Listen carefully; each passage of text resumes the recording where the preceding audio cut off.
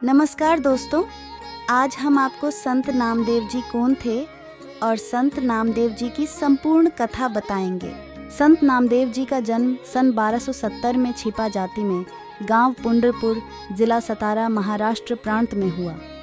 स्थानीय गुरुओं के विरोध के कारण नामदेव जी महाराष्ट्र त्याग कर हरिद्वार चले गए। भक्त नामदेव जी के माता पिता जी विट्ठल इन श्री विष्णु जी, जो एक ईंट पत्थर पर खड़े हुए कि पत्थर या पीतल की मूर्ति बनाई जाती है, के परम भक्त थे। पुण्यात्माओं, इस अमर कथा में अरुचि ना करना। असंख्यों युगों के बाद तुम्हारा बिल्ली के बागों छीका टूटा है, ये इसको छक छक कर खा लो और कल्याण करा। एक समय ये कहीं प्रगट हो गए थे, वहां रह रहे थे एक संत रूप में। उनके शेष हुए एक रंका, एक बंका, एक उनकी लड़की थी, उसका नाम था वंका। और उसी समय उन्हीं के पैरल हुए श्री नामदेव जी, जो छिपा जाति में उनका जन्म था। बड़े महापुरुष हुए। तो पुण्यात्माओं, जैसे हम अन्य संतों के चमत्कार देखकर, उनसे हुई कुछ आध्यात्मिक लीलाओं को देखकर हम उनको परम संत मानकर वहीं तक सीमित हो गए, फिर उनकी समाधि पूजन लग गए यादगारों को। अब वो संत बचपन से ऐसे लीला होती थी उनसे, और उनके इतिहास में लिखा कि छोटे ही बचपन में से ही उनके ऐसे ऐसे भगवान की तरफ से बहुत से उनके बेनिफिट मिले। तो वो पिछले जन्म के पुण्यकर्मी प्राणी थे, पार हुए नहीं वो, फिर दोबारा आगे जन्म लेकर। तो उनकी बचपन से ही वो भक्ति की जो चमत्कार थी, वो चिंगारियां फट रही थी। कुछ दिन में डिस्चार्ज हो जाती, खत्म हो जाती वो, कुछ दिनों के बाद फिर वो चले जाते ऐसे ही अपना कर्म बिगाड़ कर। उन्हीं में से ये एक नामदेव जी थे। बचपन से ही उनकी पिछले संस्कारों से, पुण्यों से बहुत से ऐसे लाभ हुए। एक बार विट्ठल भगवान की पूजा करते हैं महाराष्ट्र के अंदर। तो विट्ठल भगवान की एक मूर्ति बना रखी होती है। विष्णु है विट्ठल, वैसे विष्णु को ही विट्ठल मानते हैं। विट्ठल विष्णु जी के अवतार थे। उनकी मूर्ति बनाकर पूजा करते हैं, उनको भोग लगाते हैं और पीछे आप भोजन करते हैं। तो एक बार नामदेव जी के छोटे से थे, उनके पिता ने कहा, बेटा हमने कहीं बाहर जाना है, कई दिन माना पड़ेगा, तुम भगवान को भोग लगाना ठाकुर जी को, और पीछे दूध पीना। पहले भगवान को भोग लगाना ठाकुर जी को, विट्ठल जी को, और फिर पीछे ग्रहण करना, अन्यथा पाप लगेगा। बच्चे का बहुत जल्दी असर होता है इन बातों का। माता पिता चले गए। पहले से पैदल जाते थे, पैदल आते थे, 3 दिन जाने में, 1 दिन वहां रुक के 3 दिन आने में लग गए। जैसे भी 1 हफ्ते में आए। अगले दिन नामदेव जी ने नहा धोकर दूध का कटोरा भर के और विट्ठल भगवान की मूर्ति का आगे रख के, जैसे माता पिता करते थे, पर्दा लगा के खड़ा हो गया, भगवान भोग लगा लो, भगवान भोग लगा लो। थोड़ी देर में पर्दा उठाया, जो का दो रखा कटोरा, नहीं दूध लगाया, नहीं पिया। अब उसके माता पिता क्या करते थे कि कटोरा रख के ऐसे करते थे, विट्ठल भगवान दूध पी लो, पर्दा लगा देते थे। एक आली सी में मूर्ति रखी थी, उसका पर्दा ला रखा था, और थोड़ी देर में उठा के अपने आप सारे दूध में मिला के और पी लेते थे। और बच्चे को इन्हों पता नहीं था कि विट्ठल जी दूध ना पीते। उन्हें सोचेगा जी घूंट भर लेते होंगे भगवान, तभी माता पिता लाते हैं। उन्हें देखा भगवान ने तो दूध ना पिया। उस दिन भी फिर खुद भी रोटी ना खाई। भगवान आप भोग नहीं लगाओगे तो मैं भी नहीं खाऊंगा, आदेश है मेरे पिताजी का। अगले दिन फिर रख दिया दूसरा भर के, उस दिन भी ना पिया। रोटी नामदेव जी ने भी नहीं खाई। अब तीसरा दिन निकला, बालक मरण हो गया।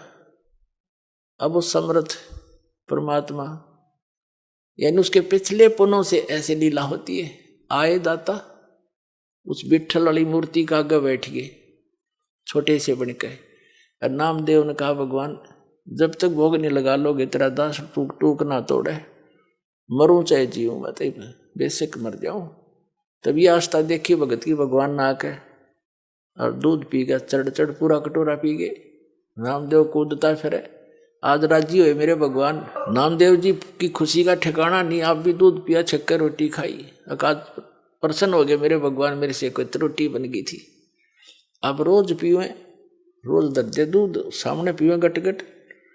और फिर मूर्ति सी दिखे। उनके माता पिता आए, उन्हें चिंता थी बालक है कहीं भगवान को भोग ना लगाया। वो नाते पूछा बेटा क्या विठल जी को भोग लगाया था? माता जी ऐसा बना, 3 दिन तो इन्होंने कुछ नहीं खाया पिया और मैंने भी नहीं खाया पिया। क्या करा कि मैं दूध रखूं, भगवान ने ग्रहण नहीं किया। मैंने सोचा आपकी याद में दुखी हो रहे होंगे, परमात्मा नहीं पिया होगा और या मुझसे कोई त्रुटि होगी। तो तीसरे दिन भगवान ने, तीसरे चौथे दिन जैसा भी भगवान ने दूध पिया, नहीं पहले भोग नहीं लगाया 3-4 दिन, और मैंने भी खाना नहीं खाया, मरने को हो गया था। अब बच्चे के मुंह की तरफ देखे वो माता पिता, ये क्या बोल रहा है, क्या कैसे भोग लगाया बेटा तेने कि भगवान को भोग रख। 3 दिन तो इन्होंने पिया नहीं, चौथे दिन पी लिया दूध, सचमुच।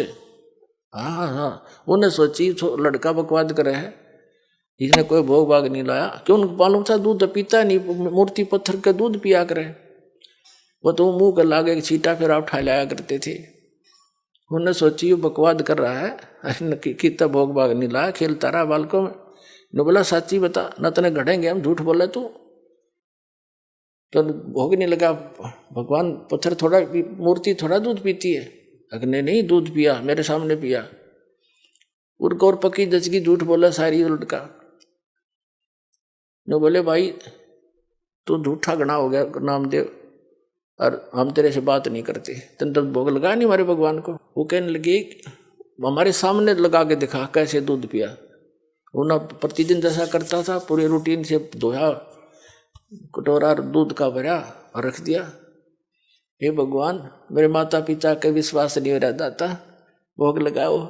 उसी समय मूर्ति से हाथ से निकले नू कचिया कचिया और पकड़ कर उनके सामने, माता पिता के सामने गट गट दूध पी गया।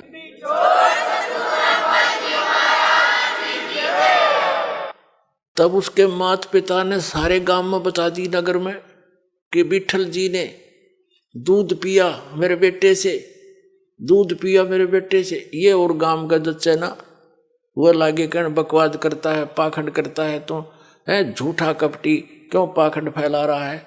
मूर्ति कभी दूध पीती है। पंचायत होगी, चौपाड़ में बुला लिया नामदेव भी, उसका लड़का भी। पंचों ने फैसला किया कि हमारे सामने दूध पिलाओ भाई, जब मानेंगे ना तुम्हें देश निकाल, गांव से निकालेंगे तुमको।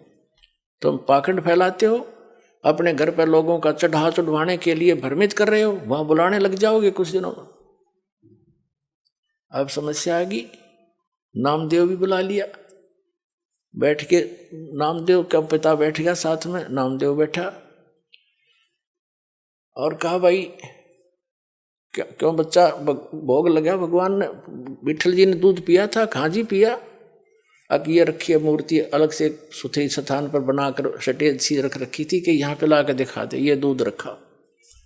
वो अपना जैसे भी नहा धो के आया था, हाथ धोकर रखा कि हे विठल महाराज दूध भोग लगाओ मेरे दाता, मेरे माता पिता संकट के अंदर हैं, दया करो मेरे मालिक।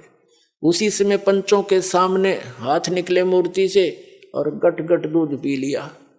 सारे देखे खड़े खड़े।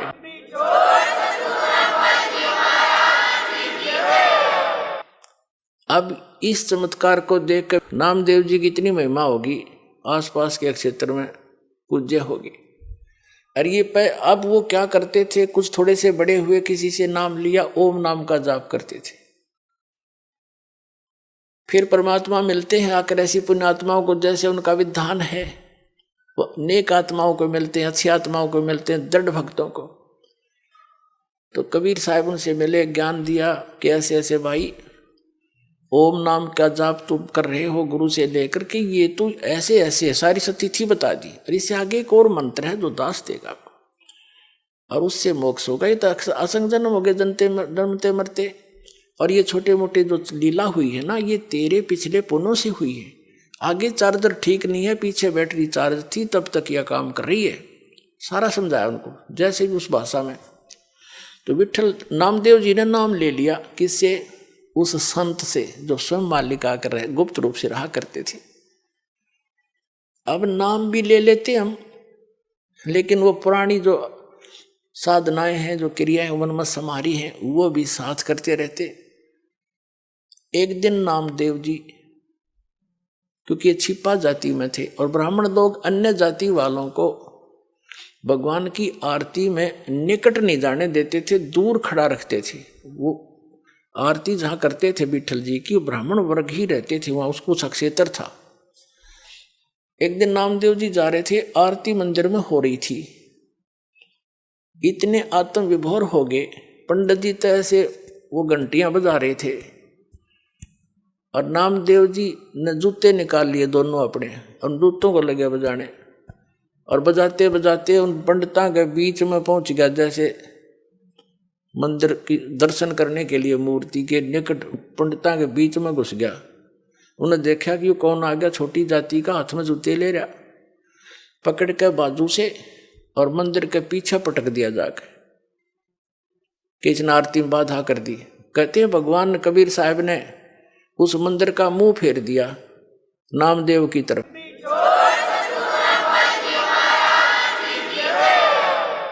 और पंडित जी पीछे घंटी पीटे खड़े खड़े पछले काने, तो नामदेव जी उठकर आगे। अगले दिन वो उनसे मिला, अपने गुरु बहनों से, भाई से, रंका बंका और वंका। तो घर पे पहुंचा, वहां आते जाते रहते थे। घर पे गया तो अकेली लड़की थी वंका, माता पिता कहीं बाहर गए हुए थे। वो लड़की कुछ पट्टी तैयार करे थी, जैसे किसी के चोट लाग जाए उसके जैसा भी देसी इलाज, कोई कूट छेद के जड़ी बूटी। नामदेव जी ने पूछा, बहन किसको क्या हो गया, आप क्या बना रही हो? अपने आत्मा भगत जो होते हैं वो भगत वाली भाषा बोला करते हैं। और लड़की बोली, भाई नामदेव तू चल रहा है बनमुखी, अपने हिसाब से चलता है भाई, तू आगा पीछा नहीं देखता, तेने क्या जरूरत थी वहां मंदिर उन पंडितों के बीच में जाकर खसण की है? गुरु जी की बेइज्जती कराना चाहता था तू। जब तेरी बेइज्जती देखी नहीं गुरु जी पे, और गुरुदेव ने जो तेरा मंदिर घुमाया है ना, उसके कारण गुरुदेव का चोट लग गया हाथ के, और उसके लिए पट्टी तैयार करो। नामदेव कुछ सोच ले भाई, ना दुखी कराया करे। नामदेव ने सोचा गुरु जी दिखे भी कोई ना वहां पर, और मंदिर घूम गया, उसने वहम हो गया था कि मेरी भक्ति ने कर दिया यू काम। उसकी फड़क निकालनी थी, वो भ्रम निवारण करना था दाता ने। अब उसने सोचा बहन सचमुच एक और मैं बालक हूँ, मूर्ख हूँ, पट्टी ले जा रही हूँ, चाल मेरे साथ। वो दोनों गए। गुरुजी का चोट लाग रही हथेलियां पे, और लड़की ने मैल मिलाकर पट्टी बांधी, चरना में पड़ गया, रोन लग गया। ने बोला भगवान मेरे से गलती होगी, माफ कर दो, आगे से ऐसी गलती नहीं करूँगा। बोला कहा बेटा, जब मैंने मार्ग बता रखा, वो मंदिर में टिंडे लेने गया था तू, जो भक्ति मैंने बता रखी, इस विधि से तेरा कल्याण होगा, वहां किस लिए गया था? तुम मानते हो नहीं, मनमुखी चलते हो, इसलिए मार खाते हो। तो उसके बाद उसकी वह दृढ़ता बढ़ गई।